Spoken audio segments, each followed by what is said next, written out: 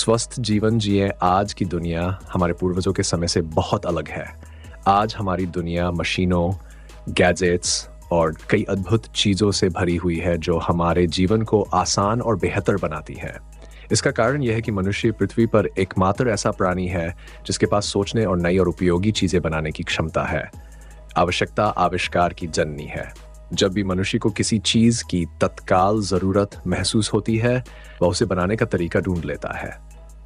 मनुष्य पृथ्वी पर एकमात्र सामाजिक प्राणी है जो अपने स्वास्थ्य की परवाह करता है और लंबे समय तक स्वस्थ रहना चाहता है। स्वस्थ जीवन जीने की इच्छा से उसने बीमारियों के कारणों और उनके इलाज की खोज की। नई मशीनों, उपकरणों और हजारों दवाओं की खोज ने दुनिया भर के लाखों लोगों के दर्द और कष्ट को कम करने में मदद की है। कई बीमारियां जो कभी घातक थीं, अब न केवल ठीक की जा सकती हैं बल्कि उन्हें रोका भी जा सकता है। इस अध्याय में हम चिकित्सा विज्ञान के क्षेत्र में कुछ प्रमुख विकासों पर चर्चा करेंगे। क्लिनिकल थर्मामीटर एक ऐसा उपकरण है जिसका उपयोग शरीर के तापमान को मापने के लिए किया जाता है। पहले बीमारी की प्रकृति का अनुमान केवल बीमार व्यक्ति को महसूस करके और करीब से देखकर लगाया जाता था। जब कीटाणु हमारे शरीर में प्रवेश करते हैं तो हमारा शरीर सामान्य तापमान से गर्म हो जाता है, जिसे बुखार कहा जाता है। बुखार की तीव्रता का अंदाजा सिर छूकर या नब्ज महसूस करके लगाया जाता था। आज हमारे पास एक क्लिनिकल थर्मामीटर है जो शरीर के तापमान को सटीक रूप से दिखाता है। 1953 में गैब्रियल डैनियल फ़ारेनहाइट ने इस उपकरण का आविष्कार किया। एक क्लिनिकल थर्मामीटर 95 डिग्री फ़ारेनहाइट से 100 डिग्री फ़ारेनहाइट तक के पैमाने पर चिह्नित होता है। यह एक पतली कांच की ट्यूब होती है जिसके एक सिरे पर पारा से भरा एक छोटा बल्ब होता है। जब आपको बुखार होता है और आप थर्मामीटर को अपने मुंह या बगल में रखते हैं तो शरीर की गर्मी के कारण पारा फैलता है और ऊपर उठता है, जिससे बुखार की तीव्रता दिखती है। यदि आपको बुखार नहीं है तो पारा केवल 98.4 डिग्री फ़ारेनहाइट तक उठेगा, जो मानव शरीर का सामान्य तापमान है। आजकल हमारे पास डिजिटल थर्मामीटर है जो हमें हमारे शरीर के तापमान को डिजिटल घड़ी की तरह दिखाते हैं। स्टेथोस्कोप एक चिकित्सा उपकरण है जिसका उपयोग दिल और फेफड़ों की ध्वनियों को सुनने के लिए किया जाता है। स्टेथोस्कोप का आविष्कार डॉक्टर रेने लेनेक ने किया था। एक दिन जब वह सड़क पर चल रहे थे तो उन्होंने दो बच्चों को खेलते हुए देखा। वे लकड़ी के एक खोखले लट्ठे के विपरीत सिरों पर बैठे हुए थे और उसमें से फुसफुसा रहे थे। उत्सुकता से उन्होंने उनसे पूछा कि वे क्या कर रहे थे। बच्चों ने जवाब दिया कि वे लट्ठे के खोखले हिस्से से एक दूसरे की धीमी आवाज भी सुन सकते थे। अपने क्लिनिक में वापस आकर उन्होंने एक अखबार को लंबी ट्यूब की तरह मोड़ा और उसका एक सिरा अपने मरीज के सीने पर रखा। उन्हें आश्चर्य हुआ कि उन्होंने अपने मरीज की दिल की धड़कन को साफ साफ सुना। इससे स्टेथोस्कोप के आविष्कार की नींव पड़ी। आज स्टेथोस्कोप हर डॉक्टर के लिए एक महत्वपूर्ण उपकरण है। यह डॉक्टरों को यह जानने में मदद करता है कि मरीज के दिल और फेफड़े सामान्य रूप से काम कर रहे हैं। यह स्टेथोस्कोप डॉक्टरों को कई बीमारियों का पता लगाने और उनका इलाज करने में मदद करता है। माइक्रोस्कोप कुछ वस्तुएं इतनी छोटी होती हैं कि उन्हें हमारी नंगी आंखों से देखना संभव नहीं होता। माइक्रोस्कोप हैं जो इन छोटी वस्तुओं को बड़ा करके दिखाते हैं। ये लेंसों की मदद से काम करते हैं। माइक्रोस्कोप के आविष्कार की एक बहुत ही दिलचस्प कहानी है। एक बार एक हैप्टिशियन जिसका नाम जैचेरिया जानसेन था, अपनी दुकान में दो लेंसों के साथ खेल रहा था। संयोग से उसने इन लेंसों के माध्यम से एक मक्खी को देखा। मक्खी उसे भेड़ के आकार की दिखी। वह हैरान रह गया। अब उसने अपनी दुकान की अन्य वस्तुओं को भी इन लेंसों से देखा। उसे सब कुछ बहुत बड़ा दिखाई दिया। उसने एक खिलौना बनाया जिसे फ्ली ग्लास कहा गया। ये खिलौना पूरे यूरोप में बहुत लोकप्रिय हो गया। जब इटालियन वैज्ञानिक गैलीलियो को इसके बारे में पता चला तो उनके दिमाग में एक अद्भुत विचार आया। उन्होंने दो लेंसों का उपयोग करके वह बनाया जिसे आज हम माइक्रोस्कोप कहते हैं। धीरे धीरे और भी शक्तिशाली माइक्रोस्कोप बनाए गए। ये डॉक्टरों और वैज्ञानिकों के लिए बहुत उपयोगी साबित हुए। अब वे माइक्रोस्कोप की मदद से सबसे छोटे जीवों का भी आसानी से पता लगा सकते हैं। उन्होंने ये भी पाया कि कौन से कीटाणु या सूक्ष्म जीव विभिन्न बीमारियों का कारण बनते हैं, और जब उन्होंने इसका कारण पाया तो उनका इलाज भी आसान हो गया। एक्स-रे मशीन और स्कैनर। आज हमारे वैज्ञानिकों द्वारा कई अन्य चिकित्सा उपकरणों का आविष्कार किया गया है। ये हमारे डॉक्टरों के लिए बहुत मददगार है। वे उन्हें बीमारियों का पता लगाने और आवश्यक इलाज प्रदान करने में मदद करते हैं। कुछ मशीनें हमें हमारे शरीर के अंदर देखने में सक्षम बनाती हैं। इनमें से कुछ अद्भुत उपकरण है। एक्स-रे मशीन, यह हमारे शरीर के विभिन्न भागों की आंतरिक संरचनाओं की तस्वीरें दिखाती है। एक्स-रे की मदद से डॉक्टर यह पता लगा सकते हैं कि मरीज के शरीर के अंदर क्या गड़बड़ी है जो हमारी आंखों से सीधे दिखाई नहीं देती। इसका उपयोग हमारी हड्डियों या खोपड़ी की फ्रैक्चर की पहचान करने के लिए किया जाता है। यह डॉक्टरों को मस्तिष्क जैसी आंतरिक अंगों से संबंधित समस्याओं का निदान करने में मदद करता है। लेजर बीम्स, ये एक आधुनिक तकनीक है। ये डॉक्टरों को बिना प्रभावित अंग को काटे अपने मरीजों का इलाज करने की अनुमति देता है, जैसे कि सर्जरी में होता है। अल्ट्रासाउंड मशीन, ये मानव शरीर के अंदर के हर अंग की सही स्थिति और स्थिति का पता लगाने में मदद करती है। ईसीजी मशीन, ये हृदय के कार्यों का निरीक्षण करने और इस प्रकार रोगी की समस्याओं का पता लगाने में मदद करती है। डायलिसिस मशीनें, ये उन मरीजों के लिए जीवन रक्षक मशीन है जिनके गुर्दे काम नहीं कर रहे हैं।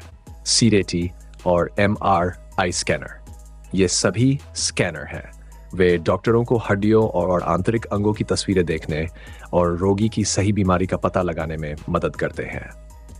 दवाने समय में लोग सोचते थे कि बीमारियां भगवान का श्राप या कुछ बुरी आत्माओं के कारण होती है, इसलिए वे इलाज के लिए भविष्यवक्ताओं, जादूगरों और झाड़ फूंक करने वालों के पास जाते थे। धीरे धीरे लोग शिक्षित हुए। उन्होंने हमारे शरीर, इसके कार्यों और विभिन्न बीमारियों के कारणों के बारे में और अधिक सीखा। इसलिए चिकित्सा उपकरणों और दवाओं के आविष्कार के साथ हमारी अंधविश्वासों की जगह उन्नत दवाओं ने ले ली। क्विनीन, यह मलेरिया का इलाज करता है। यूकलिप्टस, यह इन्फ्लुएंजा के लिए एक अच्छा दवा है। पेनिसिलिन को चमत्कारिक दवा कहा जाता है। British bacteriologist sir Alexander Fleming ने 1988 में पेनिसिलिन की खोज की। यह दवा हमारे शरीर में बैक्टीरिया की वृद्धि को रोकने में मदद करती है। आज पेनिसिलिन हमारी कई बीमारियों के खिलाफ पहली सुरक्षा है। इसने कई एंटीबायोटिक एजेंटों के विकास का मार्ग प्रशस्त किया है जो मानव शरीर में कई संक्रामक रोगों का इलाज करते हैं। इन एंटीबायोटिक दवाओं में से कुछ हैं एम्पिसिलिन, क्लोरामाइसिटिन, नियोमाइसिन, स्ट्रेप्टोमाइसिन आदि। इन दवाओं का उपयोग प्लेग, चेचक, हैजा, तपेदिक जैसी बीमारियों को नियंत्रित करने के लिए किया जाता है। सर्जरी और एनेस्थीसिया, कभी कभी जब किसी रोगी के शरीर में एक दोषपूर्ण अंग का इलाज किया जा रहा हो तो उस अंग का इलाज करने के लिए शरीर को काटना और ऑपरेशन करना आवश्यक हो जाता है। इसे सर्जरी या ऑपरेशन कहा जाता है। सर्जरी करने वाले डॉक्टरों को सर्जन कहा जाता है। कभी कभी हमारे शरीर के दोषपूर्ण हिस्से को काट कर हटा दिया जाता है और उसकी जगह एक स्वस्थ अंग प्रत्यारोपित किया जाता है। सर्जरी भारत में प्राचीन काल से जारी थी। दो महान भारतीय सर्जन थे, सुश्रुत और चरक। उन्होंने अपनी पुस्तकों में विभिन्न प्रकार के ऑपरेशनों के बारे में लिखा था। पहले की सर्जरी बहुत दर्दनाक और असुरक्षित थी। कुछ लोग इस सदमे से मर जाते थे जबकि अन्य अपनी चोटों में संक्रमण के कारण मर जाते थे। लेकिन आज सर्जरी अस्पतालों में आधुनिक उपकरणों और मशीनों की मदद से बिना किसी दर्द के की जाती है।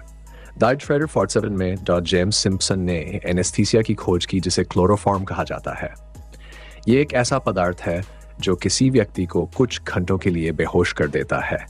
इस प्रकार इन उपयोगी दवाओं की मदद से डॉक्टर दिल, मस्तिष्क, गुर्दा और फेफड़े जैसी नाजुक अंगों पर सफलतापूर्वक ऑपरेशन कर सकते हैं। ग्राफ्टिंग सर्जरी में जीवित ऊतक, अंग आदि को सर्जरी से प्रत्यारोपित किया जाता है। कॉस्मेटिक सर्जरी जलने के निशानों पर की जाती है। रोगों की रोकथाम, हर कोई स्वस्थ जीवन जीना चाहता है। कोई भी बीमार नहीं होना चाहता क्योंकि हमें बीमारी के दौरान बहुत कुछ सहना पड़ता है। ये हमारे कीमती समय के साथ साथ पैसे की भी बर्बादी करता है, इसलिए हमें हमेशा अपनी देखभाल करनी चाहिए। हम सभी जानते हैं कि रोकथाम इलाज से बेहतर है। चिकित्सा विज्ञान ने अब विभिन्न निवारक उपाय पेश किए हैं ताकि हमें बीमार होने से बचाया जा सके। टीकाकरण और पास्चराइजेशन दो सबसे महत्वपूर्ण निवारक उपाय हैं। टीकाकरण एंटीबायोटिक्स रोगों का इलाज करते हैं, लेकिन टीकाकरण बीमारियों को होने से रोकता है। टीकाकरण हमें कई भयानक बीमारियों जैसे टाइफाइड, हैजा, मम्प्स, पोलियो और तपेदिक से बचाता है। ब्रिटिश डॉक्टर एडवर्ड जेनर ने चेचक के टीके की खोज की थी। 21वीं सदी की शुरुआत में चेचक एक बहुत ही आम और गंभीर बीमारी थी। ये संक्रामक थी और एक व्यक्ति से दूसरे व्यक्ति तक तेजी से फैलती थी। ज्यादातर बच्चे इस बीमारी के शिकार होते थे। जो लोग बच जाते थे वे अक्सर अपनी दृष्टि खो देते थे और उनके चेहरे पर बदसूरत निशान रह जाते थे। एडवर्ड जेनर की इस खोज ने टीकाकरण की नींव रखी। चेचक के टीके ने दुनिया में कई अन्य बीमारियों के लिए टीके विकसित करने में मदद की। ज्यादातर टीके शरीर में इंजेक्ट किए जाते हैं, पोलियो वैक्सीन को छोड़कर। लुई पाश्चर एक प्रसिद्ध फ्रांसीसी वैज्ञानिक, उन्होंने महसूस किया कि हमारी अधिकांश बीमारियां कीटाणुओं के कारण होती हैं। बीमारी को रोकने का सबसे आसान तरीका कीटाणुओं को। उन्होंने यह भी खोज की कि इन कीटापमान पर मारा जा सकता है। इनमें से अधिकांश कीटाणु फिर हमें शरीर में उस भोजन और पेय के माध्यम से प्रवेश करते हैं जो हम खाते पीते हैं। इसलिए अगर हम खाने पीने की चीज़ों को उबालने से पहले उबाल लें तो उनमें मौजूद कीटाणु मर जाते हैं, खासकर दूध में। कीटाणुओं को गर्म करने की इस तकनीक को पास्चराइजेशन कहा जाता है। एंटीसेप्टिक लगभग 500 साल पहले जोसेफ लिस्टर नामक एक ब्रिटिश सर्जन थे।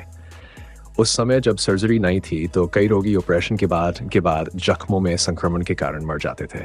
जोसेफ लिस्टर पहले व्यक्ति थे जिन्होंने इवोसाइटिस सिस्टिस 7 में संक्रमण को रोकने के लिए एंटीसेप्टिक्स का उपयोग किया। उन्होंने कार्बोलिक एसिड नामक एक रासायनिक पदार्थ का परीक्षण किया। उन्होंने संक्रमण को रोकने के लिए घावों को कार्बोलिक एसिड में भिगोए हुए ड्रेसिंग से ढकने की विधि पेश की। ऑपरेशन करने से पहले उन्होंने हवा में कार्बोलिक एसिड छिड़का और अपने हाथों और रोगी की त्वचा को इससे धोया। इससे मृत्यु दर में काफी कमी आई। इसलिए आज सर्जरी से पहले प्रत्येक और हर सर्जिकल उपकरण को या तो एंटीसेप्टिक समाधान द्वारा या उबालकर स्टेरिलाइज किया जाता है। बुनियादी स्वास्थ्य देखभाल। हमें अपने और अपने आसपास के वातावरण को साफ सुथरा रखना चाहिए, क्योंकि स्वच्छता किसी भी बीमारी को रोकने का सबसे महत्वपूर्ण तरीका है। बीमारी से लड़ने और उसे रोकने के कई सरल और सस्ते तरीके हैं जिससे हम स्वस्थ रह सकते हैं। मन, स्वच्छता का ध्यान रखें। रोजाना पानी और साबुन से स्नान करें। हर भोजन से पहले और बाद में अपने हाथ साबुन से धोएं। ठहरा हुआ पानी और कचरा ऐसे कीड़ों को पनपने देते हैं जो कीटाणु फैलाते हैं। इसलिए सभी ठहरे हुए पानी को हटा दें और हमेशा कचरे को ढका रखें। समय समय पर कचरे का निपटान करें। फैक्ट्रियों से निकलने वाला विषैला धुआं स्वास्थ्य के लिए हानिकारक है। इसे नियंत्रित किया जाना चाहिए।